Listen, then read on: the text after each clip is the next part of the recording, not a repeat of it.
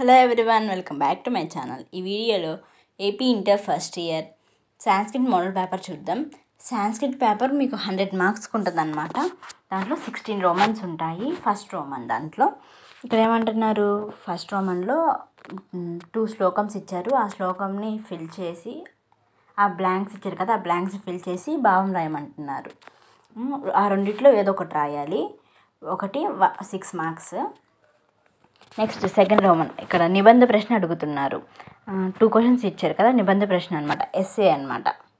అది 2లో ఒకటి రాయాలి, ఒకటి 6 మార్క్. నెక్స్ట్ థర్డ్ది కూడా నిబంధ ప్రశ్నే, ఆ రెండిట్లో ఏదో ఒకటి రాయాలి, ఒకటి 6 మార్క్స్ అనమాట. సెకండ్ రోమన్లో ఉన్న నిబంధ ప్రశ్న ఏమో పద్యభాగంలోది, థర్డ్ రోమన్లో ఉన్నదేమో గద్య భాగంలో అనమాట. నెక్స్ట్ ఫోర్త్ రోమన్, ఇక్కడ ఏమంటున్నారు, చత్వారః ప్రశ్నాః సమాధాయః అంటున్నారు. అక్కడ ఏంటి 6 క్వశ్చన్స్ ఉన్నాయన్నమాట. మీరు 4 క్వశ్చన్స్ రాయమంటున్నారు మిమ్మల్ని.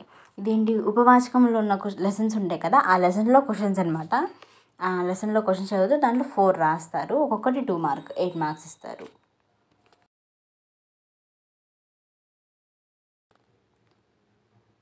నెక్స్ట్ ఫిఫ్త్ రోమన్, సందర్భ వాక్యాలు 4 ఉన్నాయి. దాంట్లో మీరు 2 అటెంప్ట్ చేయాలి, ఒక్కొక్కటి 3 మార్క్స్ అనమాట. ఇవి పద్యభాగంలో ఉన్న సందర్భ వాక్యాలు, 2 అటెంప్ట్ చేస్తే చాలు.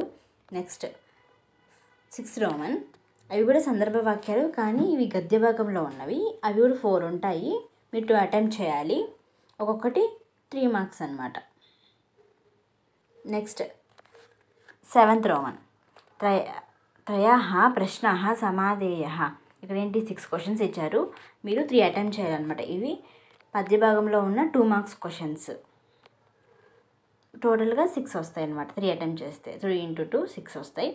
నెక్స్ట్ 8th రోమన్ కూడా సేమ్ 2 మార్క్స్ క్వశ్చన్సే, కానీ ఇవి గద్య భాగంలో ఉన్న 2 మార్క్స్ క్వశ్చన్స్ అనమాట. ఇవి కూడా 6 ఇస్తారు, మీరు 3 అటెంప్ట్ చేయాలి.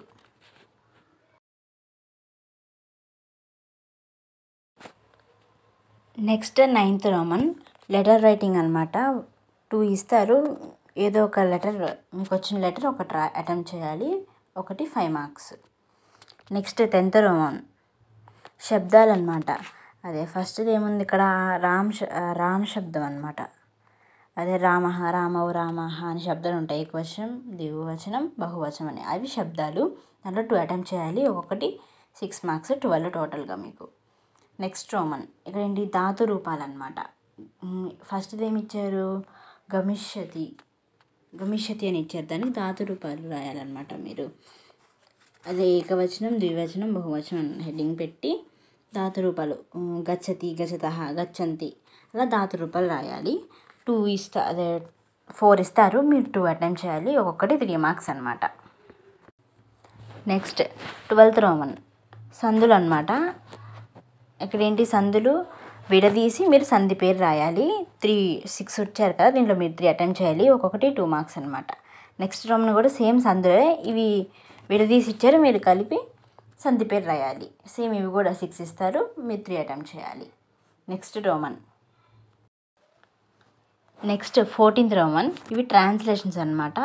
5 ఇచ్చారు ట్రాన్స్లేషన్స్, మీరు ఇక్కడ సాంస్క్రిట్లో ఇచ్చారు, మీరు తెలుగులో కానీ ఇంగ్లీష్లో కానీ రాయాలి, ఒక్కొక్కటి 1 మార్క్.